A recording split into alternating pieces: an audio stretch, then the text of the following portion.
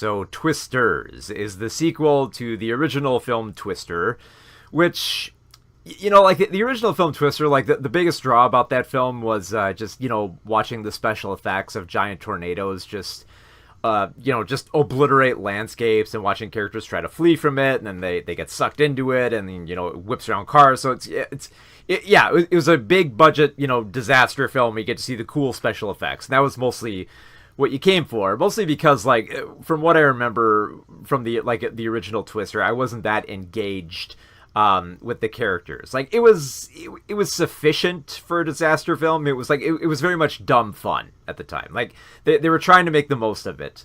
But the interesting thing I think about Twisters is that, on its surface, for those, who are nostalgic for the original film, because I'm sure, like, a lot of people have a lot more nostalgia for the original film at this point. You will get a lot of the cool, like, giant special effects of tornadoes just ripping through the Midwest and tearing up stuff, and people getting sucked into the cyclones, and there's fire that goes on in them, and there's electrical storms, and there's all, like, the fun disaster stuff. That much, I'm sure pretty much everyone expects that from, this sequel to Twister. But what's actually surprising is that there's actually, and I don't want to make it sound like too much of a shocker, because, like, I want this to be more common, but, like, the character drama is actually really interesting. It doesn't just feel like, and this has been, like, a common thing with a lot of disaster films. Like, I was just recently watching, like, the latest Godzilla King Kong film, and it just felt like a lot of the human character drama stuff, they were trying, but it mostly felt like filler for what they were going to put in there. Here, it doesn't feel like filler. It feels like director Lee Isaac Chung has made, like, the character drama, like, the main course here, and then all the cool tornado stuff, like, just the incredible special effects, that's like the icing on the cake here. It's not like the main event. It's not like you're just watching these characters just mill about and try to stay out of the way of the tornadoes, let the special effects take over. Here it does feel like a really cool marriage between those two, and it mostly just comes down to, like, the performances. The performances are just fantastic here. So you have Daisy Edgar Jones playing Kate Cooper, who's a meteorologist who has been trying to study a way to make tornadoes more or less kind of like dissipate, or she basically wants to, like, tame and kind of, like, stop tornadoes in their path with, like, a certain experiment that she's trying out. But her first time that she tries it out, when she's a little bit younger, she's a little bit more plucky, she has some faith that, her and her crew are going to be able to make this work. She ends up losing pretty much everybody, to this, like, tornado. Like, she thought she understood them, she thought she knew everything, but then she loses everybody, and, she suffers a little bit of, like, trauma from that. But then back into her life comes Javi, played by Anthony Ramos, who's the only survivor of their tornado experiment, who basically comes back to her and says, look, I'm working with the government, and, I got a really great team of scientists here, and we're working on this new way to get better projections of tornadoes, and we need your help. We want you to come along with us, kind of, more or less face your trauma and help us out. So Kate agrees to do this, so she takes off to the Midwest with this big team, but she also has competition there, because there's this storm-chasing group led by Tyler Owens, played with incredible charisma by Glenn Powell, who just throws on, like, a cowboy hat. He's basically chasing storms for just the thrill of it, for being a viral sensation. He tracks them down, he drives into them with his car, and he just launches fireworks into them. And he just, like, he takes so much glee in it that it's like, it's like the film does want us to kind of, like, be aggravated by him, and, for Kate to see him as the nemesis.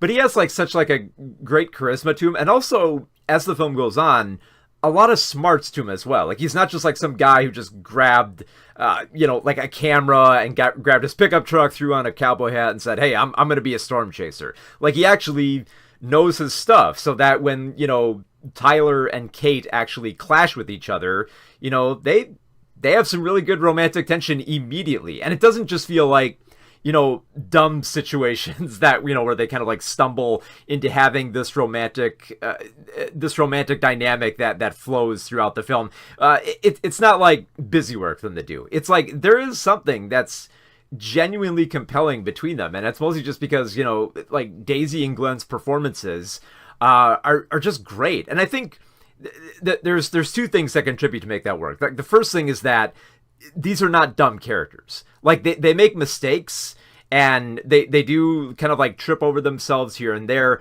but when it comes to like studying weather, they do treat it very seriously, and they understand the mechanics of it. They're very focused on the science. And it's just great to just watch them when they actually start seeing eye to eye, when they start working together. It's genuinely great. And then just the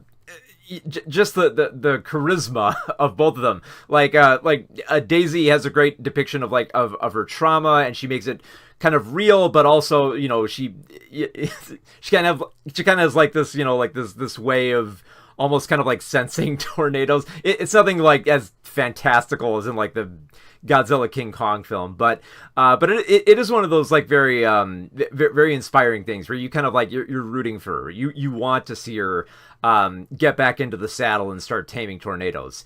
And then just Glenn Powell's just being Glenn Powell. It's more or less he kind of has the same energy that he brought in with another film from this year called Hitman, in which he does kind of like melt into this performance where he is kind of seen as kind of like a maverick of sorts, but also has some cunning and intelligence to him as well.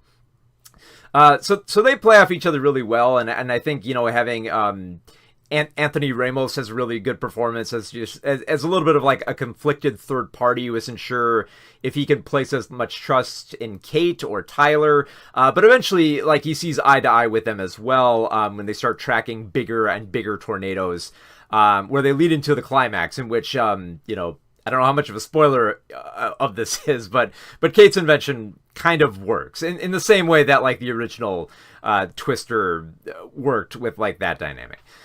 So, and it's interesting, like, I'm not even sure if I would call this, like, a sequel. I know a lot of people want to say, like, it's a legacy sequel of sorts, and there is, like, a few relations to the first film. Like, they do bring up the fact that Javi's trackers are basically, like, the same version of, like, the Dorothy's from, like, the original film. But other than that, outside of just, like, I mean, like, the tornadoes are pretty much the big returning star here. And to the film's credit, they do look pretty cool. There are ones that split apart into, like, kind of like sisters there. There's one that hits a power plant, and there's, like, fire swirling around it. There's a rodeo that gets decimated. There's towns that gets decimated.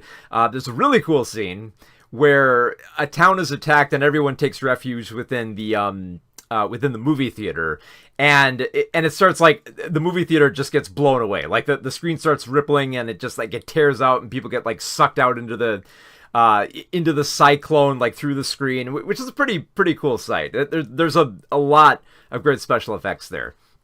But I think what makes those like cool disasters all the more interesting is the fact that I think like Kate and Tyler never lose sight of the destruction that's being caused. Like, because there are several points in the film where they will kind of like shirk their research and their fame for the benefit of just saving everyone that's in the path of these tornadoes.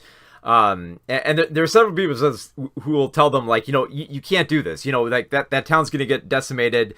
And they're like, no, we got to go help them because, it's more about unity. Like, we've got to make sure that, we're tracking these storms for the right reasons and keep this all in perspective, which is great because like there's a lot of disaster films that'll just like they'll kind of just like bask in the carnage and just like find the fun of it, but this is a film that actually actually sticks around for like the aftermath and doesn't shy away from it. It kind of reminded me a little bit of how what's his name, Katsuhiro Otomo would do a lot of these anime films, kind of like Spriggan and Metropolis, where there would be all these big disasters, but he would always focus on the details. He would always make sure there were people visible so that there was like loss of life, and there was like, you know, real stakes with like the carnage here. Like, you know, it wasn't like, you know, like a giant monster movie where most people got safely outside of the city or evacuated or stuff like that. Like, there's actual like consequences for like the tornadoes that rip apart towns here. So there's actually like, you know, stakes and danger, and that just makes like, you know, having this added romantic dynamic between Daisy Edgar Jones and Glenn Powell all the more entertaining. Like, there's rarely a dull moment in here, because when you're not watching tornadoes just completely obliterate everything, you're just watching Daisy and Glenn play off each other with just like this great cunning nature, especially in the first act, when like Kate is trying to deceive Tyler, saying like, you know, oh, well, you know, we think we're gonna go west, because I think that's where the tornadoes will be, only for them to go east. And of course, like, Tyler, because he's, you know, he's studied like weather and he knows enough about this that he's like, oh, okay, I see what she's doing here. So there's kind of a little bit of like a cat and mouse game between them, and I love how they kind of like have this rivalry, but when it comes to the actual disasters themselves, they kind of come together. And there's something really sweet about that. And at the same time, like, if I make this film sound like it's more like a romantic drama, it kind of is, but it does know where to have fun. It does know when to insert just the right punchlines. Like, there's a British reporter who follows around Tyler, and like there's some funny stuff with him as like kind of like the straight man in this material.